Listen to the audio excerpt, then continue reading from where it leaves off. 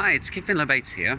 So I read today that the Russian Duma, the parliament, has passed a law that makes it illegal for Russians to mine, buy or sell cryptocurrencies, but they are allowed to hold them.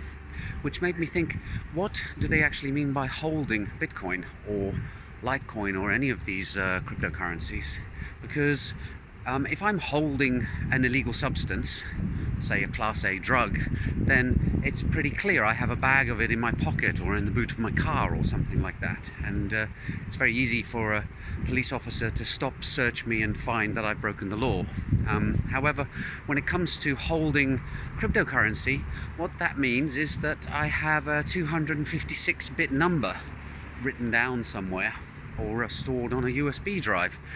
Much harder to prove that I actually own the crypto asset in question. And it reminds me a bit of the problem that law enforcement has when somebody who's been charged with a computer crime is required to hand over their password. Because of course it's very easy to claim that you've forgotten the password or you never had it in the first place. So if you're in possession of a hard drive that's encrypted and law enforcement wants to know what's on the drive and they demand to see it, it gets very difficult for them to extract it from you. Of course they can torture you, but we don't do that kind of thing in European countries in general. There are some things that the law can do. For example, in Britain you can be held in contempt of court for failing to reveal a password and jailed for a while, and there have been cases where people have been held for months for refusing to hand over their password.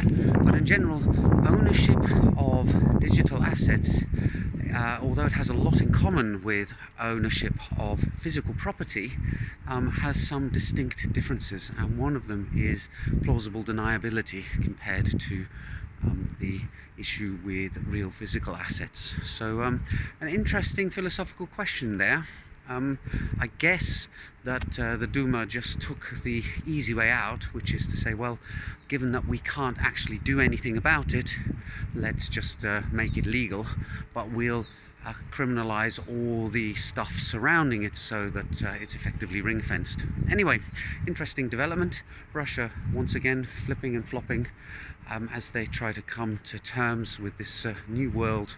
It's obviously a very difficult one for the establishment to get to grips with, because it's new, and established organizations always find it hard to deal with change. So I'm sure we'll see more developments over the coming years and decades as everybody gets more clued up as to what is actually going on here. Just a little thought piece on politics and cryptocurrency. Hope you found it interesting, and see you in the next video soon. Bye for now.